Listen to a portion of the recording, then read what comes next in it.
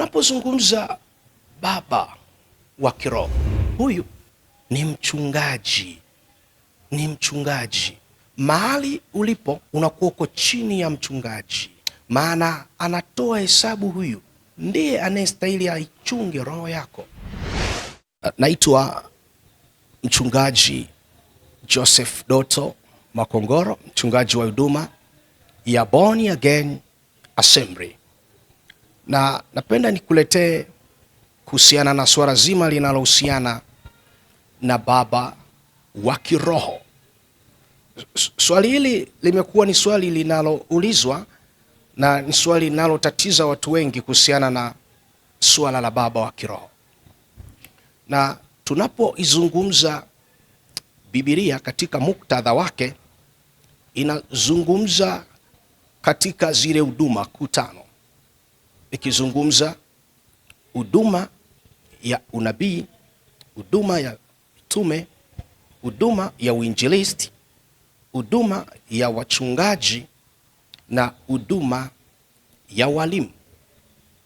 Tunapokuja katika huduma zote hizi, ni kwa ajili ya mwili wa Kristo upate kujengwa, na wanaotumika katika huduma ni watumishi wa Mungu wanaosimama kwenye huduma hizo ili kusudi mwili wa Kristo upate kujengwa.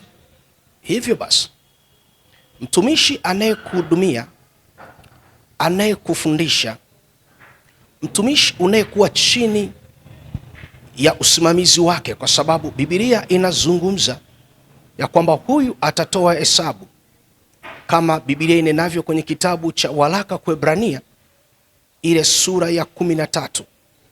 Nadhani hapa niende nikalisome andiko hilo likatupe muktadha mzuri sana, na kisha tuje kwenye swala hili linalohusiana na baba wa kiroho.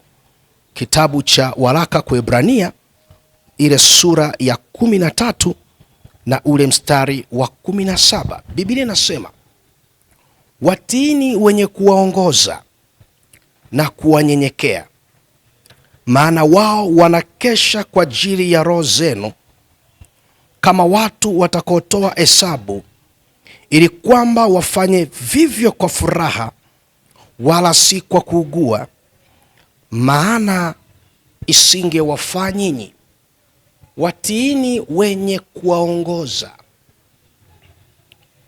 Vile vile Biblia inazungumza kwenye kitabu cha Yeremia ile sura ya 3 na ule mstari wa 15. Mungu ananena kwa habari ya wachungaji, na zaidi ya yote ananena kama ifuatavyo. Tukaisome Biblia kwanza, inatupa majawabu gani kuhusiana na wachungaji. Kitabu cha Yeremia sura ya 3 na ule mstari wa 15. Biblia inasema, nami nitawapa nyinyi wachungaji wanipendezao moyo wangu, watakaowalisha kwa maarifa na kwa ufahamu. Hivyo basi, utakapokuwa umekaa chini ya mchungaji leo, anaitwa ni baba. Je, ni baba yupi huyu? Huyu ni baba wa roho yako anayekuchunga, baba wa kiroho. Hivyo basi, unastahili ukae chini ya mwongozo, kama Mungu alivyosema, wachungaji wanipendezao, watakaowarisha maarifa na ufahamu. Baba wa kiroho atakusimamia. Baba wa kiroho atakuongoza. Baba wa kiroho atakuonya. Na vile vile baba wa kiroho hajaanza leo tu. Tunamuona Daudi. Daudi alikopakwa mafuta kuwa mfalme, kabla hajatawadhwa kuwa mfalme wa taifa la Israeli, nyakati hizo mfalme aliyekuwa akitawala alikuwa akiitwa mfalme Sauli, na baba yake aliyempaka mafuta alikuwa akiitwa Samueli. na tunakuja kuona kuna mahala vita vimekuwa ni vikubwa sana baina ya Sauli pamoja na Daudi. Daudi anaamua kuondoka, anakwenda kule Rama kwa Samuel, baba wa kiroho, anakwenda kumweleza yale yote yaliyotukia, yale yote yanayomwandama dhidi yake na mfalme Sauli. Hivyo basi, baba wa kiroho ni mahali ambapo atakusimamia, atakuonya, atakuombea, atakuongoza, atakufundisha maarifa na kupata huo ufahamu. Imani chanzo chake ni kusikia, na kusikia hutokana na neno la Kristo.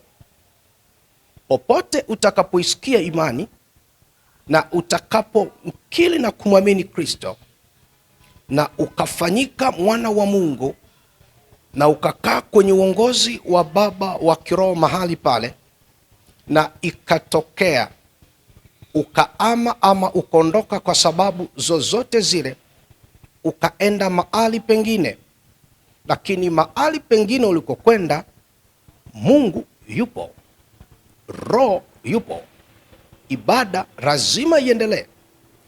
Hivyo basi utazungumza ya kwamba nilikotoka nilikuwa na baba yangu wa kiroho, nilikuwa na mchungaji aliyekuwa kinichunga nikiwa pale, lakini leo niko hapa, nimekuja nimekaa chini ya mchungaji aliyeko hapa kwa lengo hili tu la kuendelea kumwabudu Mungu katika maarifa, la kumwabudu Mungu katika ufahamu.